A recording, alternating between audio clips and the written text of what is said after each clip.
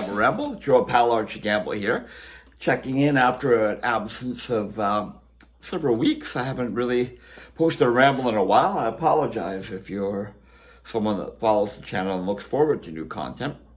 But if you do follow the channel, then you realize I also don't really do this at any set pace. You know, I don't post once a week or once a month or whatever. I just post when I'm inspired. And quite frankly, the last little while I haven't been inspired to post because just things have been a little odd. Over the holiday season, I went to Mexico, and I planned to do a ton of posting from there, but it didn't turn out to be the trip I thought it was going to be. I was planning to do get a little bit of gigging while I was down there and some other things, music related, and I came home 2 weeks early because it just wasn't there this year. So anyway, I digress already. There's a record, 1 minute and 2 seconds in. Anywho, that's fond of saying. What we're going to talk about today is I am inspired, a perfect segue, because I found something on YouTube that really shook me up, and I was really grateful to see it. A person on YouTube by the name of Fenderman, that's the name of the account and the page, has posted the isolated drum track for the Led Zeppelin song Rock and Roll. Now, I'm assuming that they used AI to do this. As we know, AI can take and break down tracks, separate them, and you can remix stuff. And, you know, the Beatles used this to their great advantage for the recent series they did for Disney, the Disney Channel, which was stellar in quality and content. So this is really cool. Now, this is the thing about this particular song and Led Zeppelin in general. The production has always made it very hard on some songs to figure out exactly what John Bonham was playing, because by the time especially this album, Led Zeppelin 4, when they discovered the big drum sound, like when the levee breaks, etc., utilizing room mics and reverb and really textured drum sound with I forget the word I'm looking for, like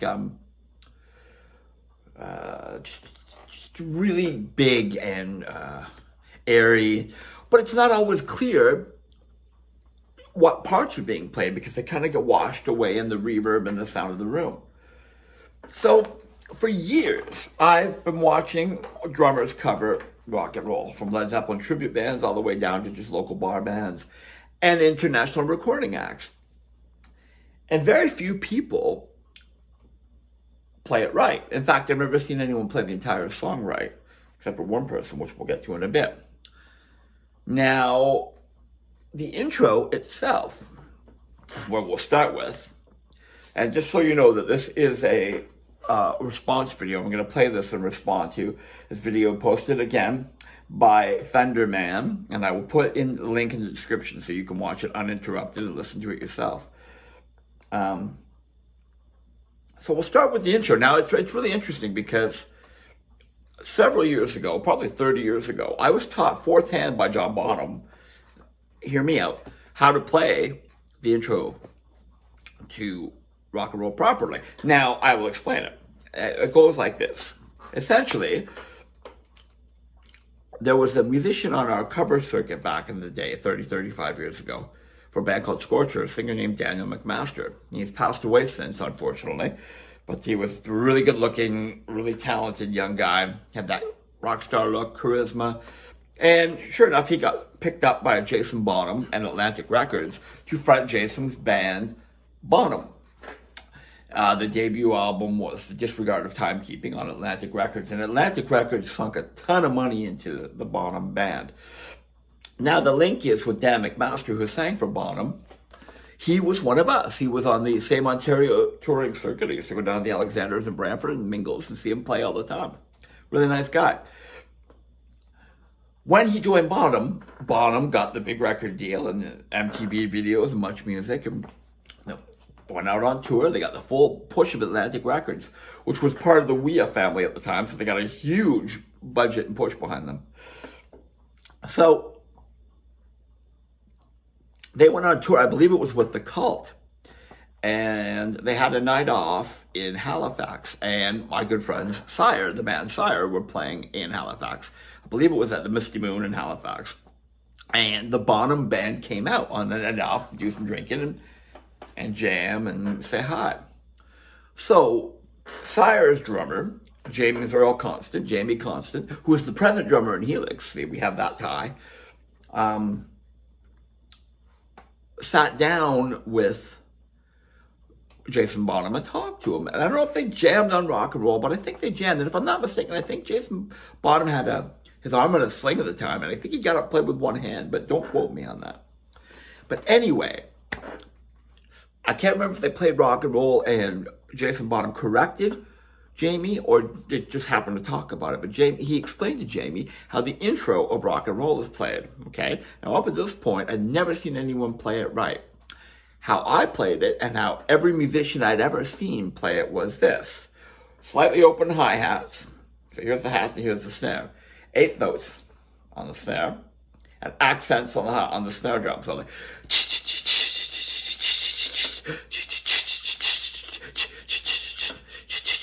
and. Push on the and. Right? That's how we all played it, because that's what it sounds like. Due to the big airy production, you can't hear the notes and what's being played. Jason was kind enough to share with Jamie that said, no, mate, my dad played it like this. Both left and right hand doing the same pattern, which is eighth notes and dynamics on the snare, okay? So it's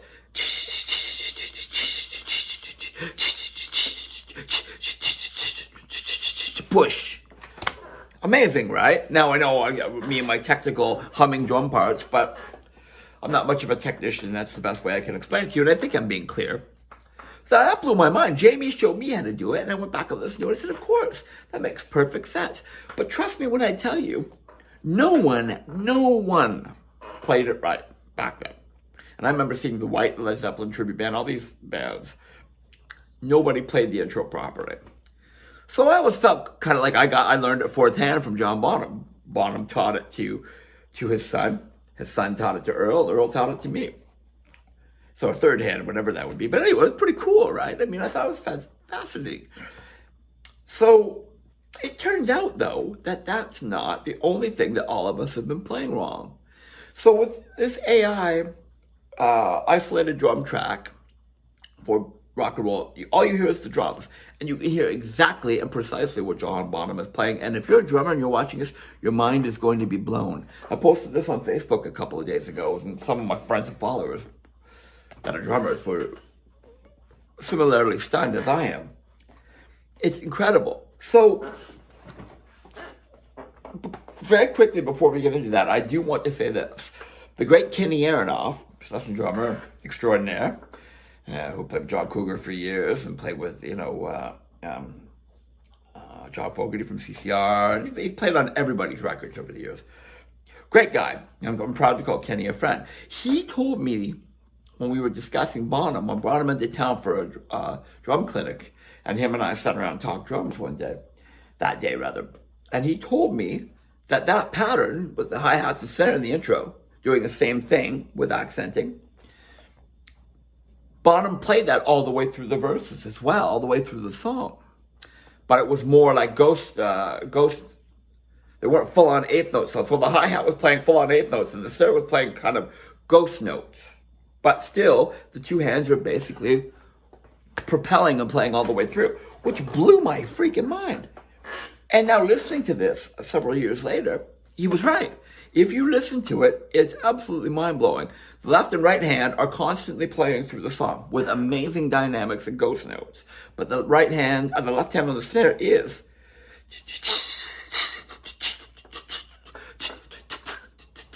again, technical terms, right?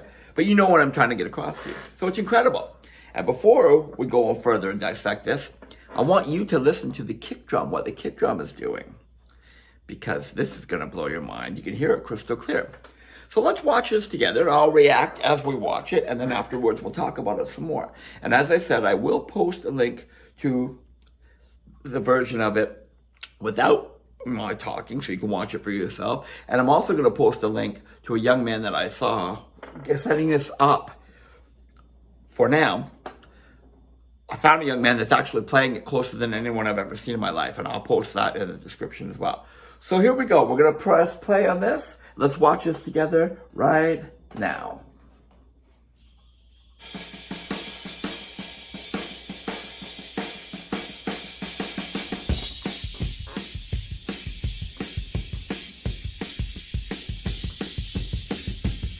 Do you hear what I'm hearing? The kick drum is also playing.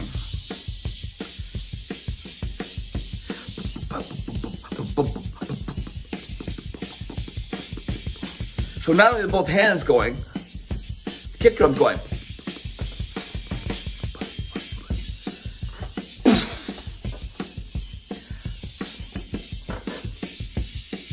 This is incredible. It sounds so great. It sounds like a train. Literally like a train barreling down the tracks. Those accents and pushes. It's non-stop. It's relentless. Both hands, great dynamics on the snare. It's not strict eighth notes like that.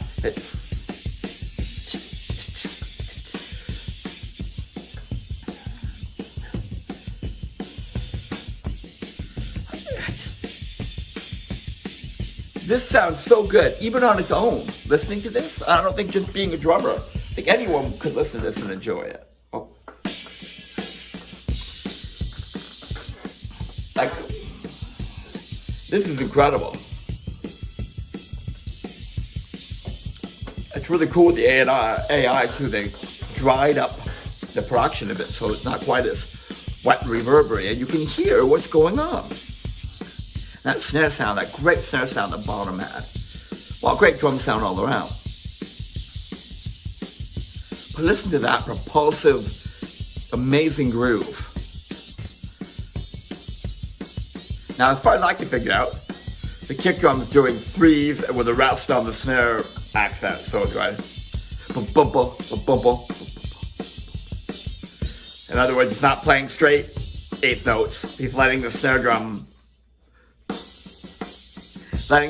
accent without the kick drum. So this is kick drum, this is the snare. If that's what you think it's doing, let me know in the comments below, but I believe that's what the kick pattern is. And those pushes.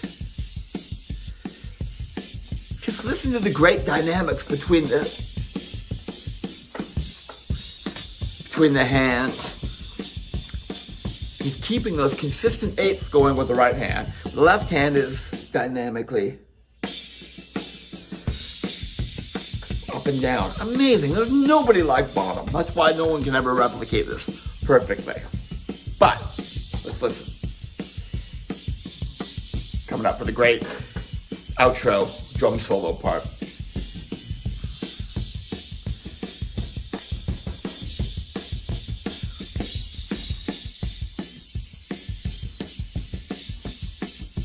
Here's a little thing in there I've never noticed before, a little push. Here we go.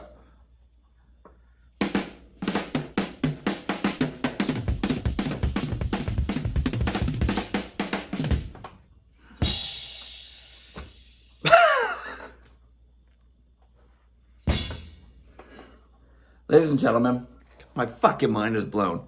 How cool is that? And as I said, I really think you could listen to that on its own as a piece of music without the rest of the band. It still sounds really cool. So propulsive and driving and dynamic at the same time. It's not like a heavy metal drummer just playing, eighth notes with both hands stiff and at one volume. It flows and it pushes and pulls. Now, I do have to say, to backlog a little, talking about the intro again, you may not know this, but how this song came about was Led Zeppelin were recording, the story has it, they were trying to record the song Four Sticks. Now, if you're familiar with that song, John Bonham plays four sticks, two in each hand on that song. It's a really unique sound. Now, the story goes that he was having a hard time nailing that drum track, and out of frustration, he broke into the intro to Little Richard's Keep on Knocking, But You Can't Come In.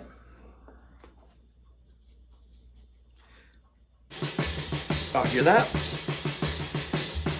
It's basically the same intro as rock and roll, except that Little Richard's drummer, who played it first, plays it as a shuffle. Bonham plays it straight time. And if you notice when the rest of the band kicks in, it's in the same key as rock and roll. I believe it's A. I'll double check that. They were jamming on this Little Richard song, Keep on Knocking, But You Can't Come In. But they realized with Bonham playing it as he was, that they were onto something completely different. Robert Plant wrote the lyrics for rock and roll, and we had a Led Zeppelin classic. They opened their shows with it for years.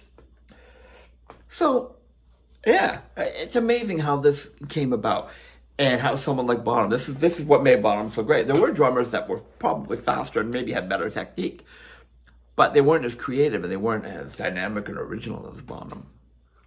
Like, listen to that. Drum track, again, on its own, it sounds like music.